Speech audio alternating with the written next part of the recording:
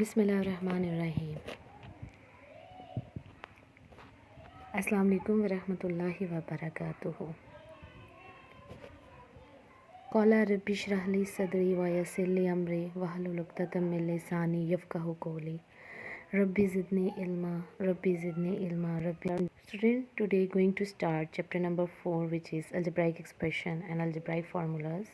Student, in this chapter you know about the polynomials, you also know about our rational expressions, you define a rational expressions, you examine whether a given algebraic expression is a polynomial or not a polynomial. You also examine that the given expression is a rational expression or not a rational expression.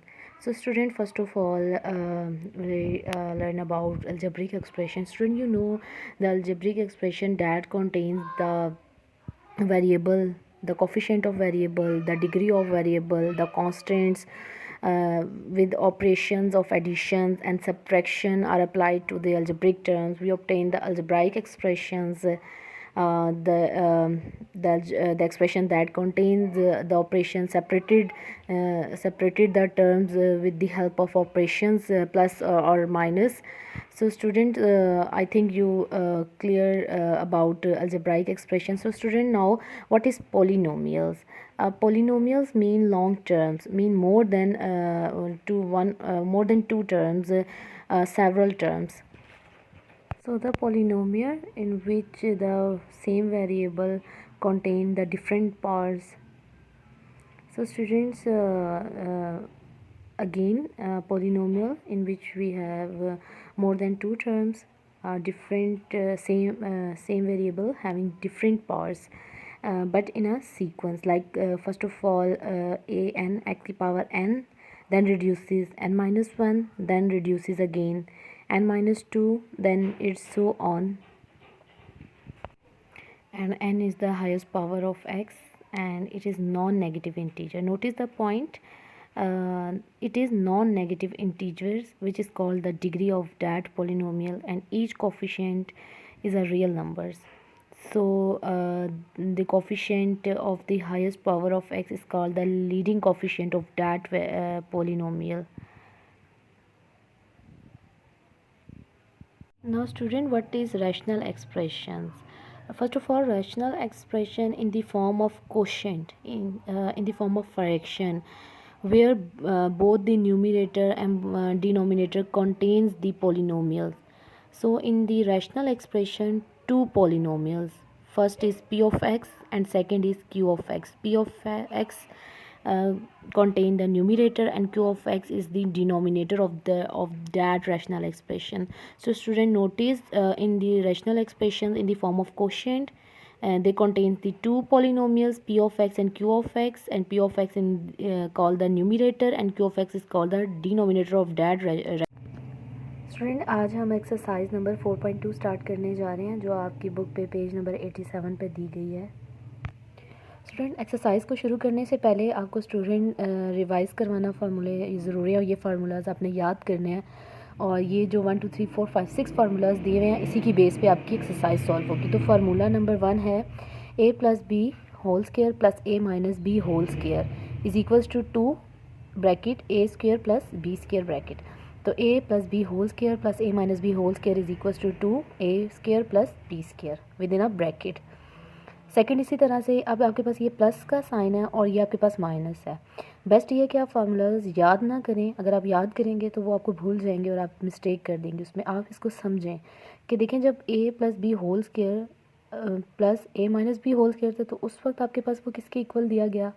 जब आपके पास वो minus में change हुआ तो वो आपके पास equal है 4ab के।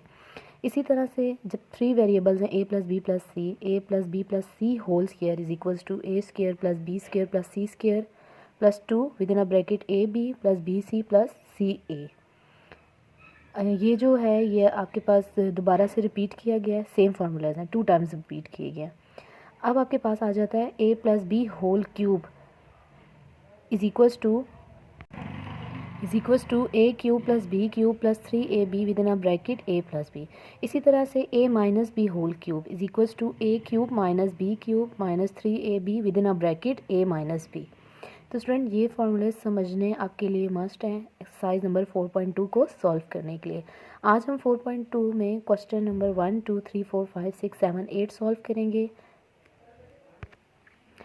आपने पेज रेडी करना है, मार्जिन लाइन, आपने ऊपर गाइडेड प्रैक्टिस, डेट, डे और आपने मेंशन करना है एक्सरसाइज नंबर 4.2 और हम क्वेश्चन 1 को सॉल्व करने जाने। तो स्टूडेंट 4.2 में आपके पास जो क्वेश्चन 1 दिया गया है बुक पे देखें, आपके पास दिया हुआ है a plus b is equals to 10 and a minus b is equals to 6, then find the value of a square plus b square। आपने फाइंड क्या करना है, आपने उसको नोटिस रखना है। आपने यहाँ पे फाइंड करना है a square plus b square. अब आपने जो मैंने आपको फार्मूलाज बताए गए हैं उसमें से आपने फार्मूलाज देखने हैं कि इसमें से a square plus b square की वैल्यू किस फार्मूले के थ्रू सॉल्व की जा सकती है।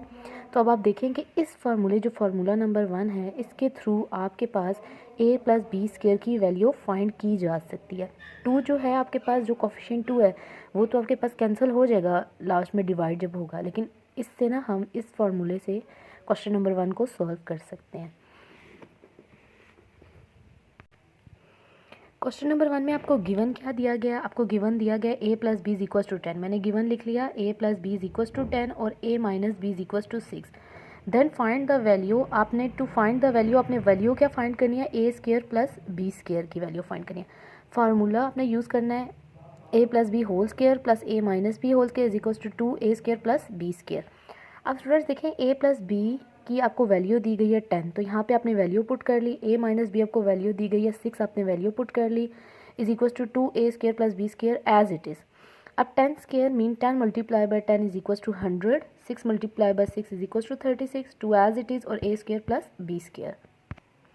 आपने जब वैल्यू फाइंड की आपके पास आ गया सोल्यूशन की कैलकुलेशंस की, आपके पास आ गया 136 is equals to 2a square plus b square.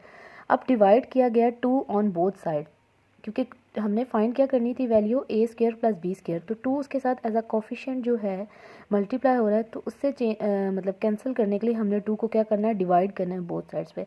जब आपने 2 को डिवाइड किया तो आपके पास लेफ्ट रह गया a square plus b square is equal to 68। तो ये आपके पास जो है ये वैल्यू फाइंड हो चुकी है विच इज़ 68।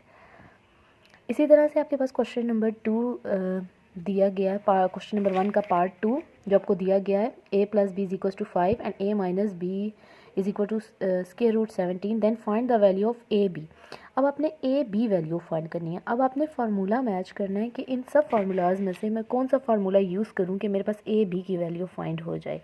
तो मैं फार्मूला नंबर 2 यूज़ करूँगी। आपने फार्मूला नंबर 2 यूज़ करना है जिसके थ्रू आपने इस क्वेश्चन को सॉल्व करना है। आपके पास जो वैल्यू है ए बी की वैल्यू फाइंड हो जाएगी।